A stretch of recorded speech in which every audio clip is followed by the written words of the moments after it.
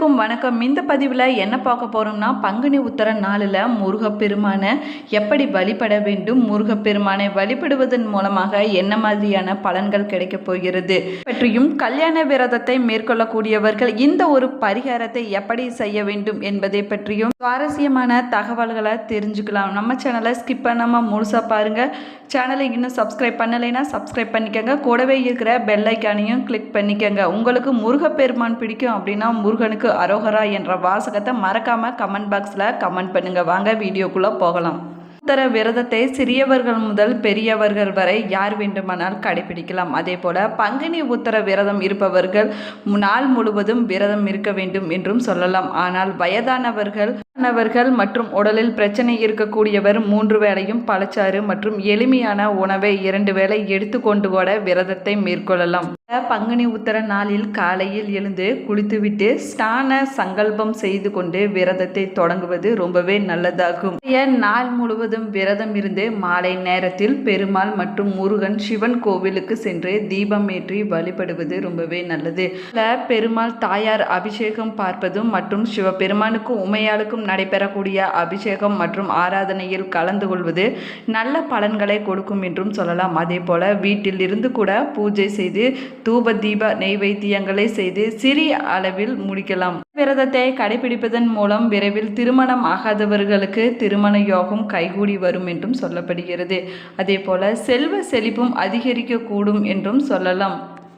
பிறகு தம்பதியரனை அழைத்து வந்து, அதாவது ஒரு தம்பதியர் அல்லது 3 தம்பதிகள் ஒற்றைப்படையில் வரக்கூடிய தம்பதியரை அழைத்து வந்து அவர்களுக்கு பாத பூஜை செய்து தாம்பூலத்தில் புடவை வேஷ்டி வைத்து தட்சிணையாக கொடுப்பது புண்ணியமான பலன்களை பெற்றுத்தரும் என்றும் சொல்லலாம். நாளில் பெருமாள் தாயாரை திருமண கோலத்திலும் மற்றும் சிவபெருமான் பார்வதி தேவியை திருமண கோலத்திலும் மனதில் நினைத்து கொண்டு தியானத்தை மேற்கொள்வதன் மூலமாக நல்ல பலன்கள் கிடைக்கும் என்றும் சொல்லலாம். அன்று இரவு முழுவதும் ஸ்ரீ ராமாயணம், மகாபாரதம் மற்றும் சிவபுராணம், கந்த சஷ்டி கவசம் போன்றவற்றை பாராயணம் செய்வது ரொம்பவே நல்லதாகும். விரதத்தை மேற்கொள்ளக்கூடிய வயதானவர்கள் மட்டும் துளசி தீர்த்தம், பால், மோர், இளநீர், தேன் இவற்றில் ஏதாவது ஒன்றை எடுத்துக்கொண்டு விரதத்தை மேற்கொள்ளலாம். அதே போல கோவிலுக்கு சென்று இறைவனை வழிபட்ட பிறகு இரவில் பால், பழம் ஆகியவற்றை எடுத்துக்கொள்ளலாம். படுக்கையில் படுக்காமல் தரையில் துணி விரித்து படுக்க வேண்டும் என்றும் சொல்லப்படுகிறது.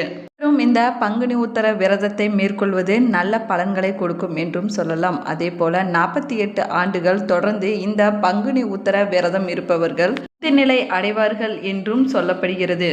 உத்தர நாளில் முருகப்பெருமானுக்குரிய மந்திரங்களை சொல்லி வழிபடுவதன் மூலமாக அனைத்து நன்மைகளும் நடக்கும் என்றும் சொல்லலாம். அதே போல பங்குனி உத்தர நாளில் நம் மனதில் என்ன நினைத்து கொண்டு வேண்டினோமோ அது நிச்சயமாக நிறைவேறும் என்றும் சொல்லப்படுகிறது. இந்த நாளில் முருகப்பெருமானுக்கு பால் அபிஷேகம் செய்வதன் மூலமாக அவருடைய அருள் பரிபூரணமாக கிடைக்கும் என்றும் சொல்லலாம். முருகப்பெருமானுக்கு கடைபிடிக்கப்படும் மிக முக்கியமான விரதங்களில் ஒன்றாக சொல்லப்படுவது பங்குனி உத்தர விரதமாகும். இதனை திருமண விரதம், மங்கள விரதம் என்று கூட சொல்லலாம். மாதம் உத்திர நட்சத்திரம் வரும் நாளே பங்குனி உத்தரமாக கொண்டாடப்படுகிறதாம். பங்குனி மாத பௌர்ணமியும் உத்திர நட்சத்திரமும் இணைந்து வரும் நாளில் தெய்வீக திருமணங்கள் பலவும் நடந்ததாகவும் சொல்லப்படுகின்றன. இந்த ஆண்டு பங்குனி உத்திரம் ஏப்ரல் 11ஆம் தேதி வெள்ளிக்கிழமையன்று வருகிறது. இந்த நாளில் முருகப்பெருமானுக்கு பலரும் காவடி சுமந்தும் பால்குடம் ஏந்தி வந்தும் வழிபடுவது வழக்கமாக இருந்து வருகிறது என்று சொல்லலாம். சிறப்பான நாளில்தான் பல தெய்வ திருமணங்கள் நடைபெற்றதாகவும் சொல்லப்படுகிறது. மாதந்தோறும் உத்திர நட்சத்திரம் வந்தாலும் பங்குனி மாதத்தில் வரும் உத்திர நட்சத்திரம்தான் பங்குனி உத்திரம் என்றும் சொல்லப்படுகிறது. நாளில் ஆண்டாள் ரங்கநாதர் திருமணம், மதுரை மீனாட்சி சுந்தரேஸ்வரர் திருமணம், ராமர் சீதை திருமணம் உள்ளிட்ட பல தெய்வங்களின் திருமணங்கள் நடைபெற்றதாகவும் சொல்லப்படுகின்றன. பங்குனி உத்தர நாளில் மேற்கொள்ளக்கூடிய விரதம் கல்யாண விரதம் என்றும் சொல்லப்படுகிறது. கல்யாண விரதத்தை மேற்கொள்ளக்கூடியவர்கள் காலையில் எழுந்து குளித்து முடித்துவிட்ட பிறகு வீட்டில் பூஜை அறையில் உள்ள முருகன் படத்திற்கு பால் அபிஷேகம் அல்லது வேல் இருந்தால் வேலுக்கு பால் அபிஷேகம் செய்வது ரொம்பவே நல்லதாகும். செய்துவிட்டு பிறகு விரதத்தை தொடங்கலாம். கல்யாண விரதத்தை தொடங்கக்கூடியவர்கள் எனக்கு ஒரு நல்ல வாழ்க்கை துணை அமைய வேண்டும் என்று வேண்டிக் கொண்டு விரதத்தை துவங்கலாம். தொடங்குவதற்கு முன்பு அருணகிரிநாதரால் எழுதப்பட்ட திருப்புகழில் உள்ள இந்த மந்திரத்தை சொல்லிவிட்டு தொடங்குவது ரொம்பவே நல்லதாகும். விரல் மாற நைந்து மலர்வாளி சிந்த மிகவானிலிருந்து வெயில் காய என்ற இந்த மந்திரத்தை காலையில் சொல்லிவிட்டு விரதத்தை தொடங்கிவிட்டு உங்களது வேலைகளை பார்க்கலாம்.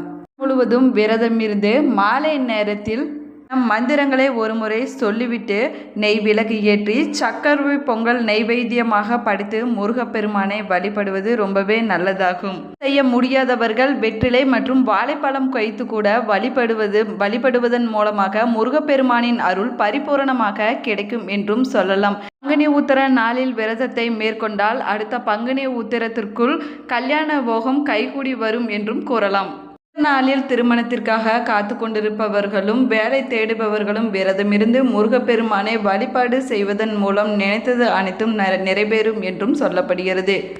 விரதம் இருப்பதன் மூலம் அரசு தொடர்பான வேலைகள் கிடைக்கவும் வேலையில் பதவி உயர்வு என நல்ல விஷயங்கள் கிடைக்கும் என்றும் சொல்லப்படுகிறது. அதே போல பங்குனி உத்திர நாளில் முதல் நாளே வீட்டை சுத்தப்படுத்தி வைத்துக் கொள்வது ரொம்பவே நல்லதாகும். இந்த சுப நாளில் அதிகாலை பிரம்ம முகூர்த்த நேரத்தில் எழுந்து குளித்து சுத்தமாகிவிட்டு விளக்கேற்றி பூஜை தொடங்குவது ரொம்பவே நல்லதாகவும் சொல்லப்படுகிறது. இல்லாமல் பங்குனி உத்திர நாளில் சில கோவில்களில் தீர்த்தவாரி நிகழ்ச்சியும் நடைபெறுகின்றன. மக்கள் ஏரி, குளம், ஆறு, கடல் போன்ற இடங்களில் புனித நீராடி பெறலாம் என்றும் சொல்லப்படுகிறது. அதே போல மாசி மகத்தன்று கும்பகோணத்தில் உள்ள மகாமகம் குளத்தில் மக்கள் புனித நீராடி செல்வதை வழக்கமாக வைத்திருக்கிறார்கள் என்றும் சொல்லலாம். போல பங்குனி உத்திர நாளில் முருகப்பெருமானுக்கு விரதம் இருந்து பக்தர்கள் காவடி எடுப்பதும் பால்குடம் எடுப்பதும் மிகவும் விசேஷமானதாக சொல்லப்படுகிறது. 2025ஆம் ஆண்டில் பங்குனி உத்திர திருநாள் ஏப்ரல் 11ஆம் தேதி வெள்ளிக்கிழமையன்று வருகிறது. ஏப்ரல் 10ஆம் தேதி பகல் 2:07 மணிக்கு தொடங்கி ஏப்ரல் 11ஆம் தேதி மாலை 4:11 மணி வரை மட்டுமே உத்திர நட்சத்திரம் இருக்கிறது என்றும் சொல்லலாம். ஆனால் ஏப்ரல் 12ஆம் தேதி காலை 4:13 மணிக்கு தொடங்கி ஏப்ரல் 13ஆம் தேதி காலை 6:03 மணி வரை மட்டுமே பௌர்ணமி திதி இருக்கிறதாம். நட்சத்திர அடிப்படையில் கொண்டாடப்படும் விரத நாள் என்பதால் உத்திர நட்சத்திரம் வரும் ஏப்ரல் 11ஆம் தேதியே பங்குனி உத்திர நாளாக கணக்கில் எடுத்துக்கொள்ளப்பட்டு பங்குனி உத்திரம் கடைபிடிக்கப்படுகிறது என்றும் சொல்லலாம். பங்குனி உத்திர நாளில் கோவிலுக்கு சென்று சிவன், பார்வதி அல்லது முருகன், தெய்வானை ஆகியோருக்கு நடைபெறக்கூடிய திருக்கல்யாண உற்சவத்தில் கலந்து கொண்டு கல்யாண வைபவத்தை பார்ப்பதன் மூலமாக செல்வ வளம், மகிழ்ச்சியான திருமண வாழ்க்கை, தெய்வீக அருள் ஆகியவை பரிபூரணமாக கிடைக்கும் என்றும் சொல்லப்படுகிறது.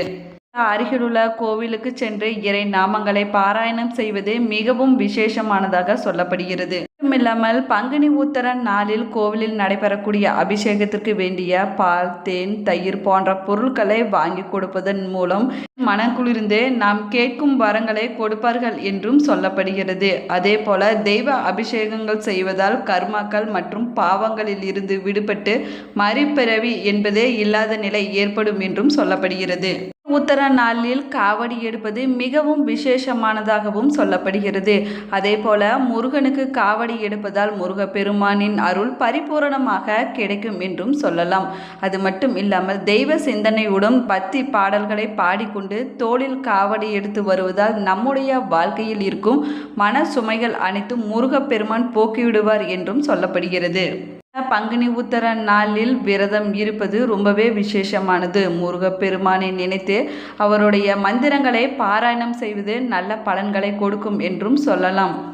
செய்வதன் மூலமாக உடலும் மனமும் தூய்மையாகி நம்மால் தெய்வத்துடன் நெருங்கிய தொடர்பை ஏற்படுத்தி கொள்ள முடியும் என்றும் சொல்லப்படுகிறது. செய்வதன் மூலமாக தெய்வத்தின் அருளால் கடந்த காலங்களில் செய்த தவறுகள் மன்னிக்கப்படும் என்றும் கூறலாம். பங்குனி உத்திர நாளில் கோவில்களில் நடைபெறக்கூடிய பூஜைகளுக்கு பூ, பழங்கள், தேங்காய், விளக்கு ஆகியவற்றை வாங்கி கொடுப்பது ரொம்பவே நல்லதாகும். இதன் மூலம் இறைவனை சரணடைய முடியும் என்றும் சொல்லலாம். அதே போல ஏழைகளுக்கு உணவு, உடை, தேவையான பண உதவி ஆகியவற்றை செய்வதால் கெட்ட கர்மாக்கள் அனைத்தும் விலகிவிடும் என்றும் சொல்லப்படுகிறது. இந்த நாளில் மந்திர ஜபங்கள் செய்வது, புனித நூல்களை படிப்பது, தெய்வீக கதைகளை கேட்பது ஆகியவற்றை செய்வதன் மூலமாக புண்ணியமான பலன்களை பெற்றுத்தரும் என்றும் சொல்லலாம். விரதத்தை கடைபிடித்தவர்களும் அதனால் பலன் அடைந்தவர்களும் எண்ணில் அடங்காதவர்கள் என்று கூட சொல்லலாம். பதிவு நீங்கள் பயன்பெறும் வகையில் அமைஞ்சிருக்கும் என்று நினைக்கிறேன். இந்த பதிவு பிடிச்சிருந்தால் லைக் பண்ணுங்கள், ஷேர் பண்ணுங்கள், கமெண்ட் பண்ணுங்கள். இன்னும் சேனலை சப்ஸ்கிரைப் பண்ணாமல் இருந்தீங்கன்னா சப்ஸ்கிரைப் பண்ணிக்கோங்க. கூடவே இருக்கிற பெல் ஐக்கானையும் கிளிக் பண்ணிக்கோங்க. Thank you friends.